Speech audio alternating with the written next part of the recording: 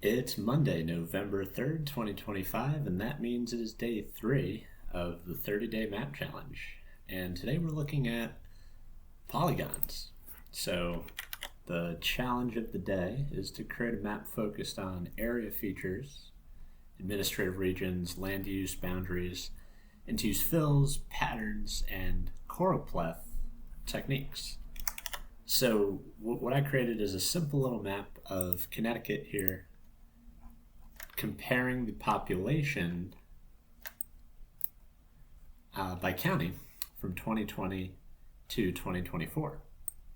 Now, Connecticut's a bit of a unique case in that the 2020 census, from which these 2024 planning or population estimates are given, are based on different boundaries. So the Census Bureau switched from the 8 Connecticut counties to the 9 planning regions.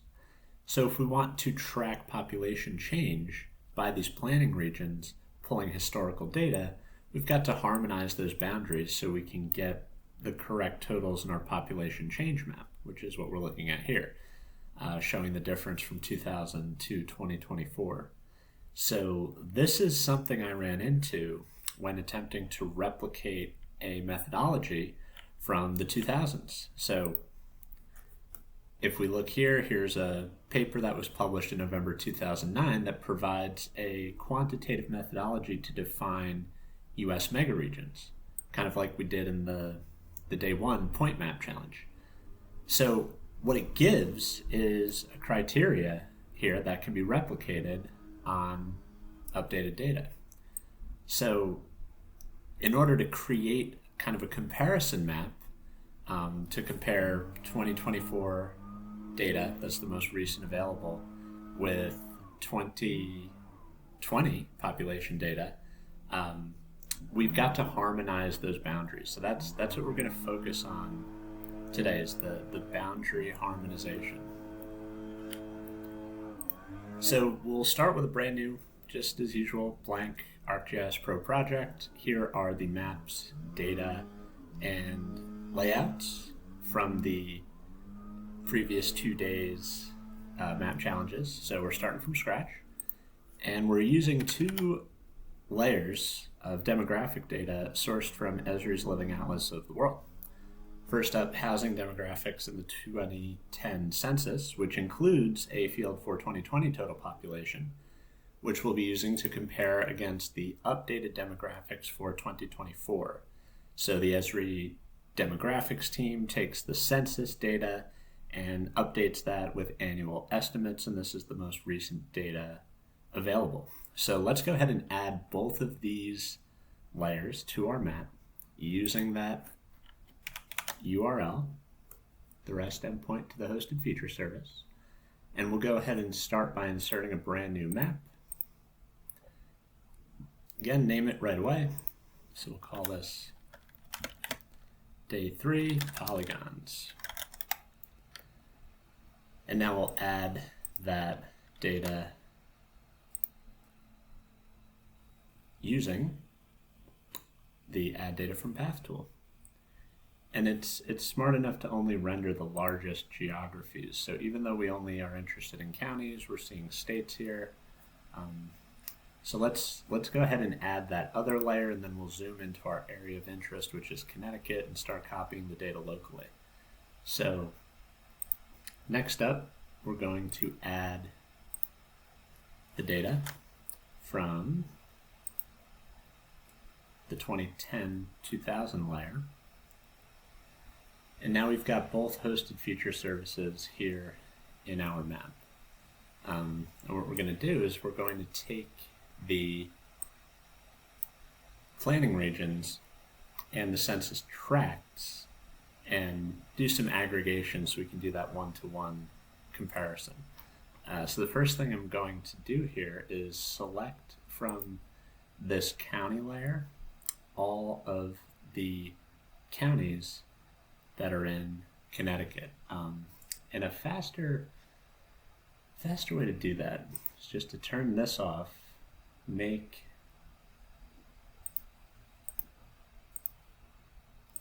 county only visible layer And let's see what pops up here. It's a tract level. Okay. So let's go ahead and export just the counties. Can't export. Another tip, when you can't export, import. Very often when the export capability is blocked, the import capability works just fine, which is interesting to me. So we're going to just import that county layer, and that's coming from the 2024 data with our total population. We'll take a look at the attributes in just a moment.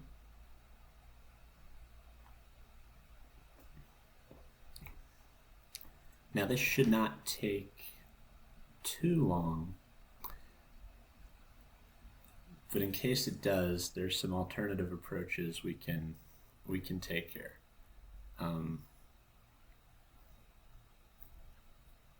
Yeah, that's going to take too long. So I'll go ahead and stop that. The tool fails. And this is something actually that the application's been pretty good at handling with recent updates. We're going to make this county layer the only selectable layer. And then we're going to select the 9 planning regions. And then we're going to create a new layer based on that selection. It's fine to call it county selection. I know what it is. Then we'll clear the selection, make that county selection our import layer, and run. And that works immediately. So fun little layer selection trick to make things work faster. So now for the tracts here. Now I want to point out something before I jump to the tracts. If I give this a kind of similar symbol to what we're looking at with the selection, I want to point out the change, because this can catch you by surprise if you're not ready for it, and then your summary tables are off. And you're thinking, what happened? Did the boundaries change? Yeah, they sure did. So these are the different boundaries. 8 counties to 9 planning regions. Counties, planning regions, they're different, but the census tracts are exactly aligned with both the county geography and the planning region geography. So what we're going to do is grab both of these layers, similar to what I did before. We're going to make this the only selectable layer, and I'm just going to select on the map the 8 counties, and then I'm going to create a new layer from those selected features. That's called County Selection 1, and then I can clear my selection and import those to the file geodatabase. So I'll go ahead and select Import Feature Classes and import that County Selection 1 and run. And we'll clean up the names on the back end. That's one thing the import tool does not allow you to do. It imports the name that you're pointing at without the ability to change it. So we also want to grab the census tracts. Now the tracts are a little more difficult to grab with the cursor on the map. So we're going to do a quick select by location and select all of these tracts that have their center in County Selection 1. And that should just give me Connecticut. Perfect. So just as before, create a layer from those selected features, and now I'm going to import that as the third and final layer that we'll need to create these maps. So import feature class tract selection and run. So now we've got these 3 layers. Let's get these hosted feature layers out of the map and take a quick look at some of the attributes here. So here in our tract selection layer, actually let me just be certain that I'm pointing to the data I just added, and let me go ahead and rename those right now. So this is our counties 2024. Well, I'll call them CT counties so we don't get mixed up, just in case we do other work with counties. And we'll call this CT counties 2020, or rather 2000. All right, and then we'll call this CT tracts. So let's make sure our boundaries are correct and we have the attributes that we need. So here are our 8 Connecticut counties with the, we've got 2010, but I really want to compare 2000. So we've got that 2000 total population right here, perfect. And then we'll add in the census counties 2024 and do the same thing. We've got our 2024 total population, perfect. And just want to make sure you understand that I can't do a one-to-one comparison between these because the geography is different. So that's why we needed the CT tracts layer. And in the CT tracts, we've got that same set of information that we have in the CT counties 2000, 2010, and 2000 population totals. So now the kind of fun part where we start dissolving these census tracts in order to get sums of the total population in the planning areas for the year 2000. So let's go ahead and grab our planning area geographies. Let's make this see-through, and let's also make it the only selectable layer on the map. And now I'm going to start selecting one by one the planning region geographies and then running a dissolve on all the census tracts that it contains. So to select all the census tracts that it contains, I'll go ahead and run a select by location, selecting all of the tracts that have their center in the county. Say OK, and now I have all 35 of those census tracts selected, and just like before, I can start creating layers from those selected features and naming them based on my selection that I see on the right hand side of the screen in the attributes window. So let's call that the Northwest Hills, and we'll just continue to go through these one by one, creating selection layers of those tracts. So next up is the Western Connecticut planning region. And the names are kind of an interesting mix of interesting geography and boring, like, Western regions. So here we go, Greater Bridgeport.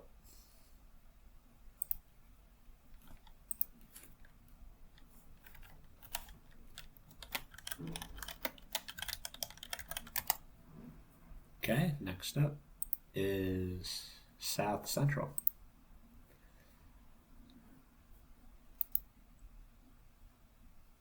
Make layer. This is such a handy tool, make layer from selected features. Just remember, it always points back to the original layer. It does not create a copy of the data, just a copy of the view based on the selection when it is created. I'll call this capital. It's the Hartford area. Let's see. Oh, this is an interesting one. Naugatuck Valley. See, I like when it's actually describes something real. You know, the hills, the valley, real geographic features. Okay, creating layers from selected features.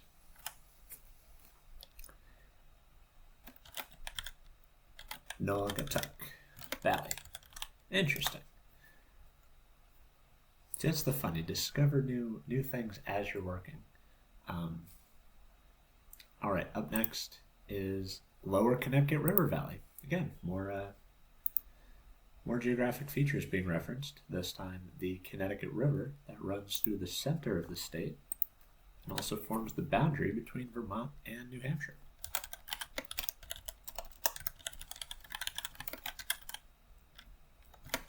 Valley, Lower Connecticut River Valley. And then southeastern Connecticut. Not telling us a whole lot.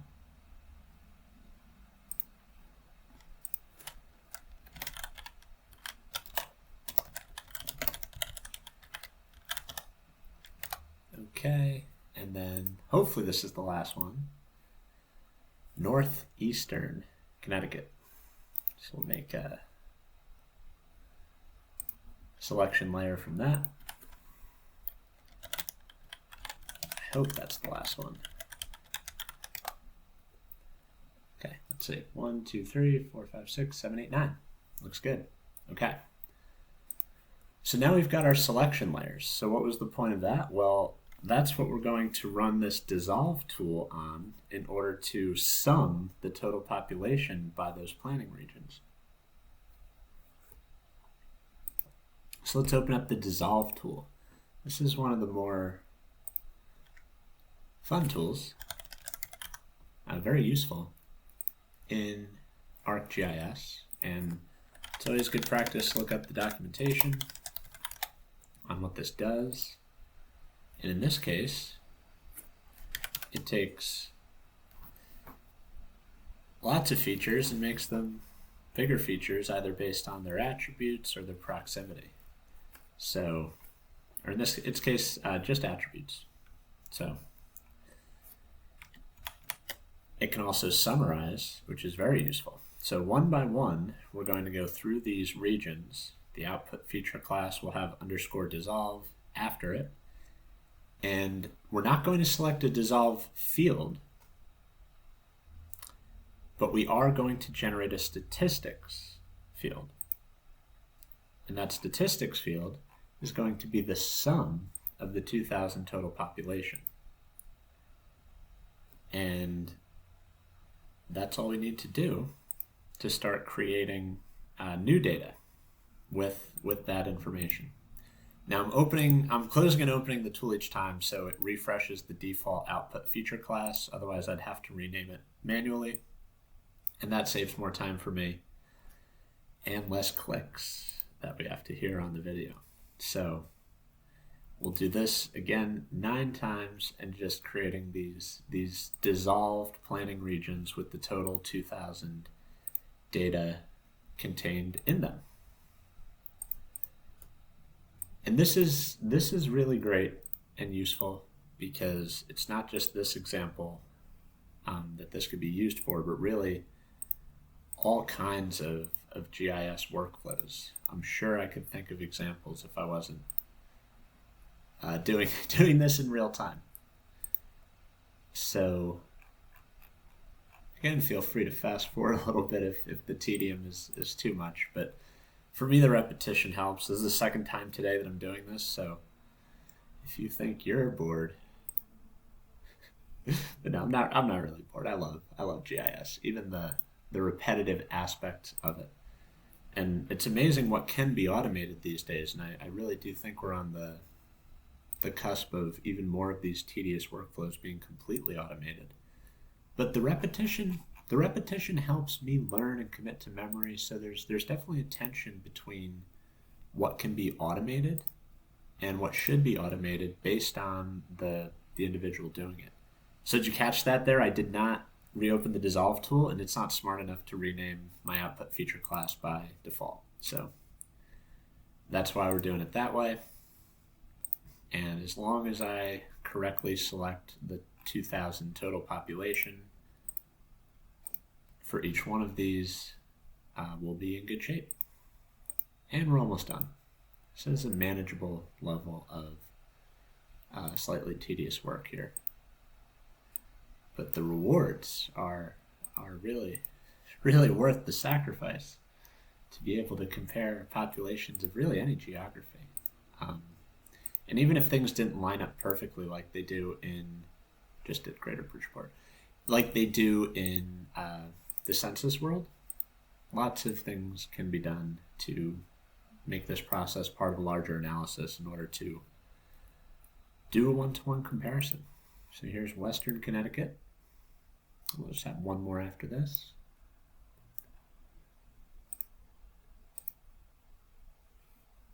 final one is the Northwest Hills. Sounds so nice.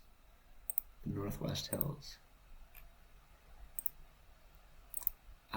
Summarizing the 2,000 total population. And run, fantastic. So now we have our 9 planning regions with the total population summed, but the problem is they're all in separate layers. I want all of these in one layer.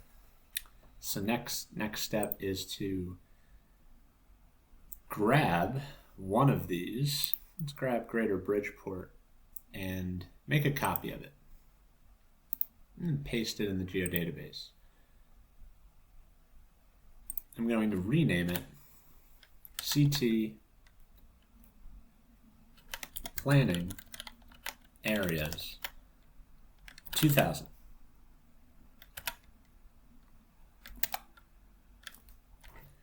I'm going to add that to the map.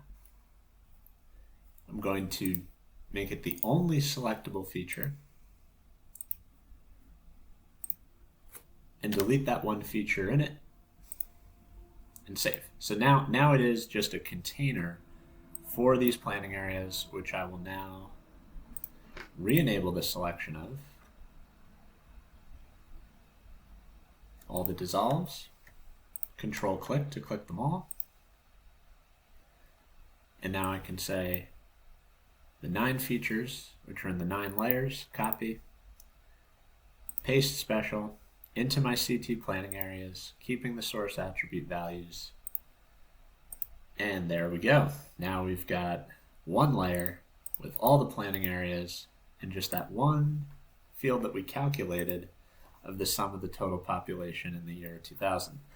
So this is a nice clean attribute table to start joining new stuff to. So what I want to see here is another field that shows me the 2024 population, which now that we have a one-to-one comparison, we can accomplish using a spatial join. And I want to see the change in total population, essentially population 2024 minus population 2020. And this can be accomplished pretty easily now that we have that one-to-one comparison. So let's go ahead and remove all the layers that we used to create this from the map. Let's remove all of those census tract selection layers. We no longer need those. All we really need is our CT planning areas 2000 and our CT counties 2000. All right. No, our CT planning areas 2000. So let's get these out of the map. And now we've just got one-to-one. And this layer has that layer that we want to join and compare. So I'm going to first create the fields that will be calculated once the data is spatially joined. Sum of top pop 24. And I'll keep it as a double. That might make things a little harder later when we have to remove trailing decimal points, but I'll accept it as what it is because the original field's a double. And then we'll do the pop change. 2000 to 2024. Go ahead and save that. Keep in mind, saving fields is different from saving edits, which is different from saving the project. But fortunately, you can't really move on until you've saved in a particular function. In that case, creating these 2 new fields, which are completely null. So, from this layer, we are going to joins and add a spatial join. We're going to join the planning area boundaries with the 2000 data. Intersect should work fine, but let's do center in because we're sticking with the consistent theme and say okay. And now we should see all the joined fields. There we go. Wait. Do we? Oh, I did the join on the wrong layer. That's it. So we can go to joins, remove all joins, and then perform our spatial join from this layer, bringing in the 2024 data and we join center on center. There we go.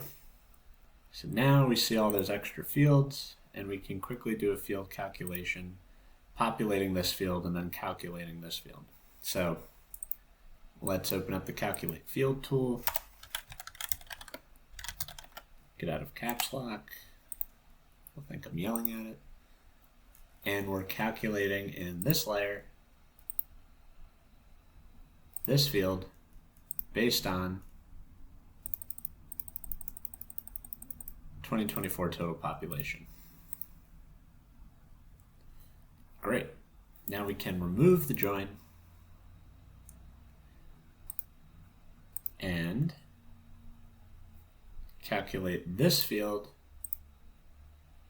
as this field, 2024 total pop minus that field.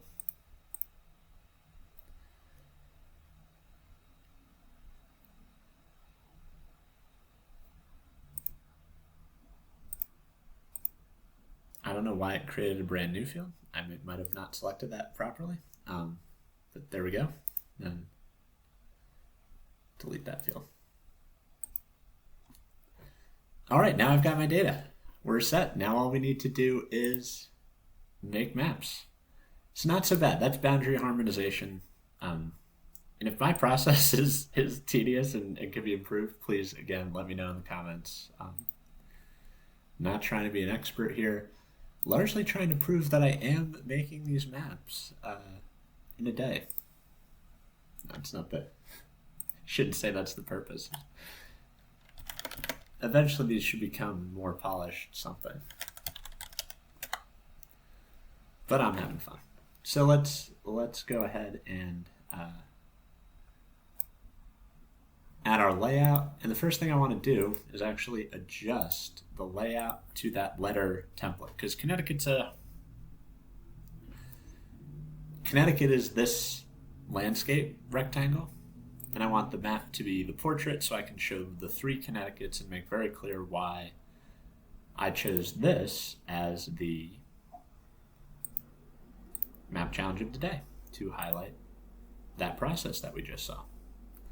So what I'm going to do now, this is unlike yesterday where we used bookmarks, because in this case we're actually going to be doing different maps to display one by one. So let me create 3 new maps.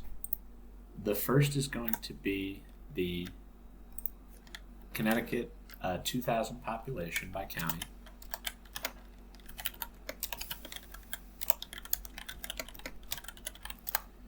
Next up is going to be the 2024 population by planning area.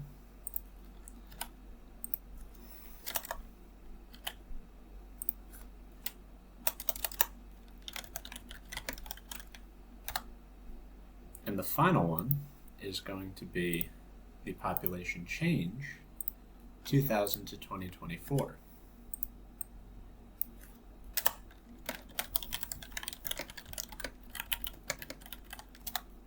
All right, so let's go ahead and open those up and get started making our maps and symbolizing them. So CT 2000 population by county.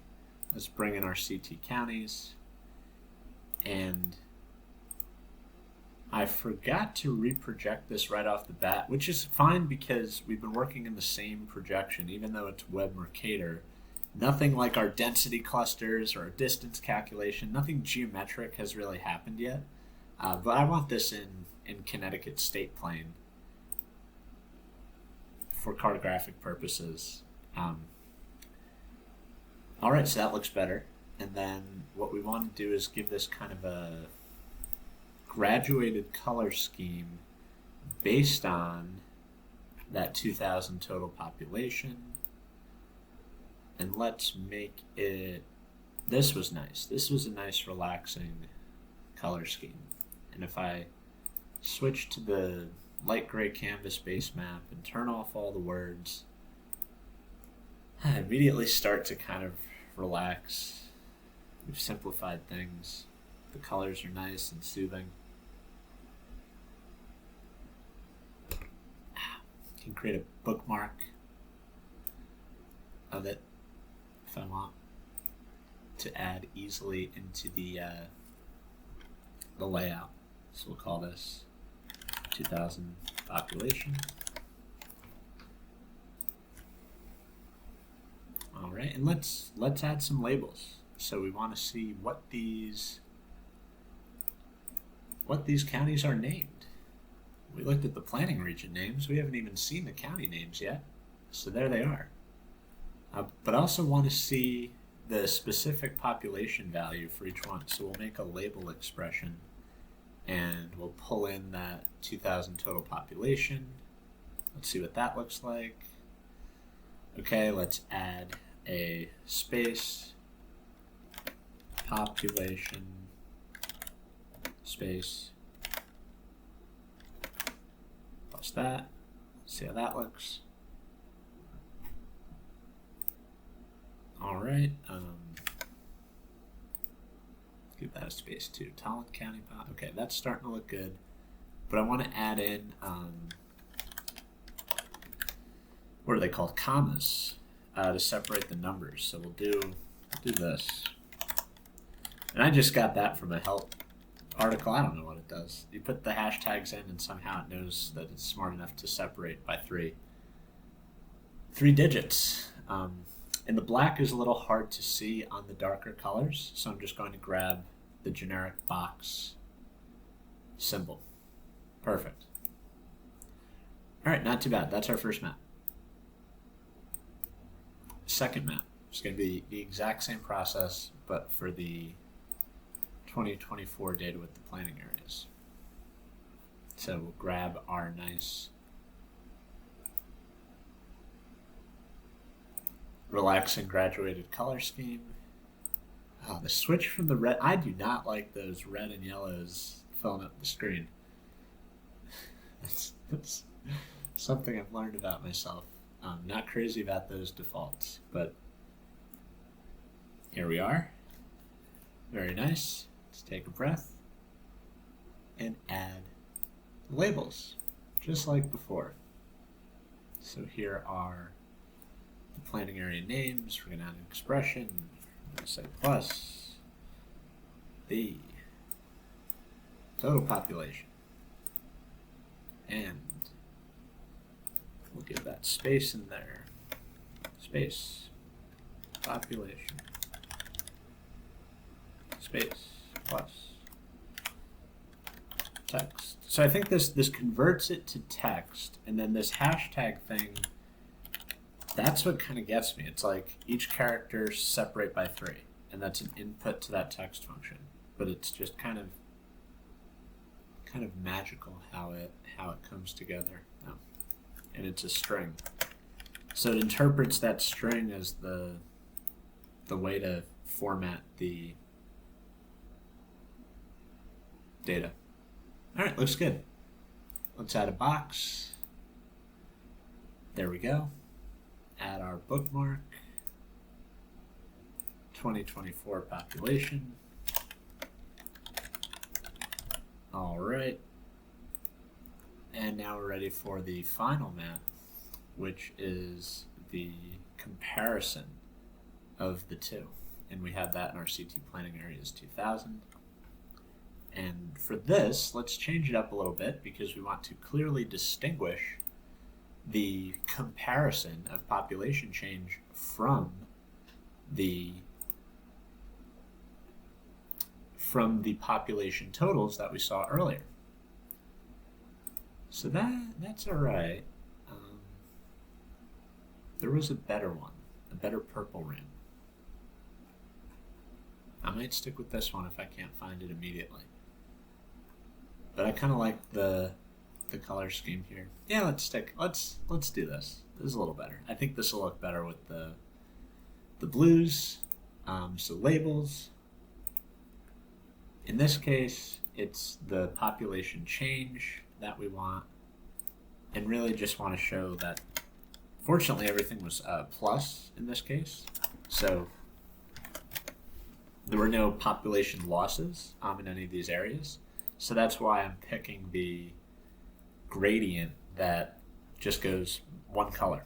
If there were population losses and population gains, I would pick a color ramp that showed two colors, one color representing losses, one color representing gains, and the more intense the color is on either end, that would indicate the quantity of the loss or the gain. So don't have to do that in this case.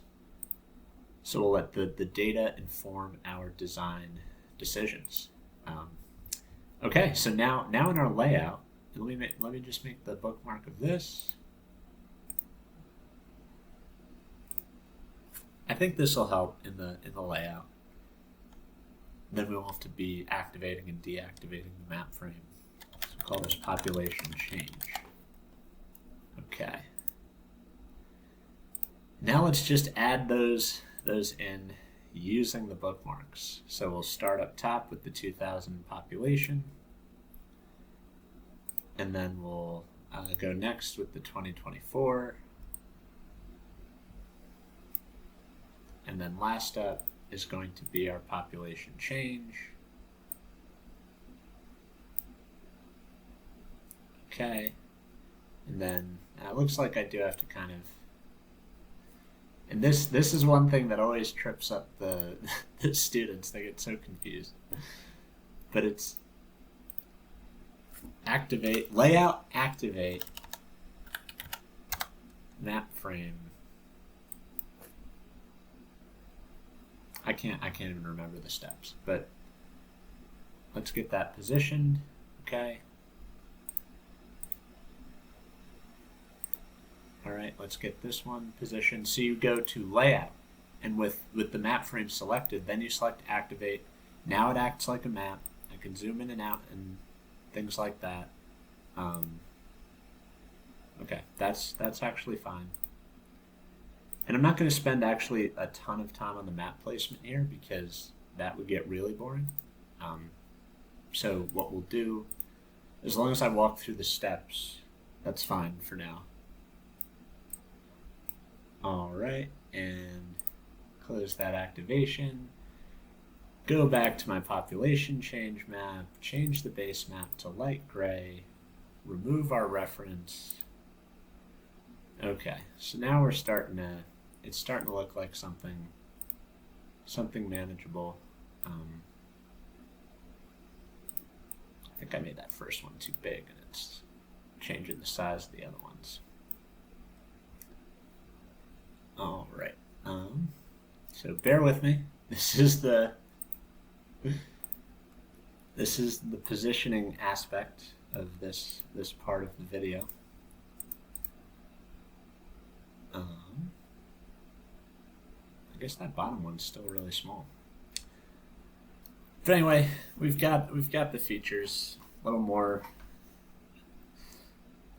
adjustments would be needed. But let's go ahead and add the legends for each one of these.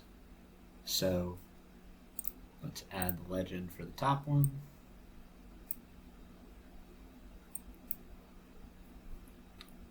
And for each one of these, I typically remove the layer name. Okay, so the same goes for this one. Right, remove the layer name.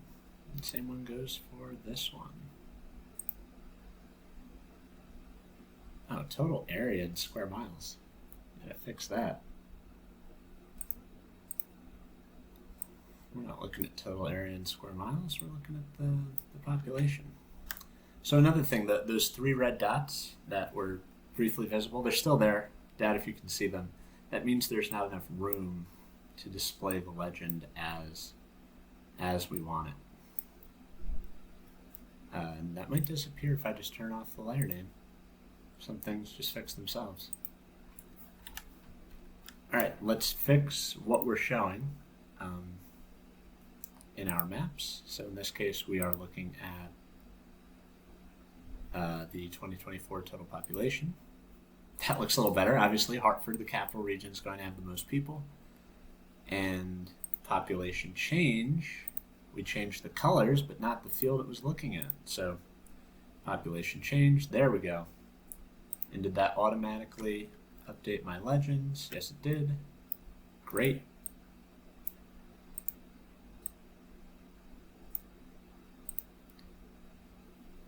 My top map is still larger than the next two, but that is okay. It's okay. Call this pop change. This is the last little thing I'll change, just because I've already committed to it.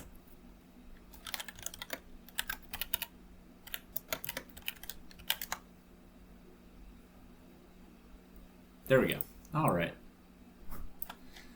All right, so that kind of wraps up the ArcGIS Pro component of what went into the creation of this map, which is the final product that was submitted for day 3 of the 30-day map challenge. So looking at polygons, we did some dissolves, did a spatial join, so we could do that one-to-one comparison, and then picked our coral pleth symbology for graduated colors. Now, if this were a real production quality map, I would need to do some additional things. I would clean up the legends to make more sense in terms of the categories, to be more even numbers, and make the boxes smaller in the middle map. That's pretty much it that I can think of right now.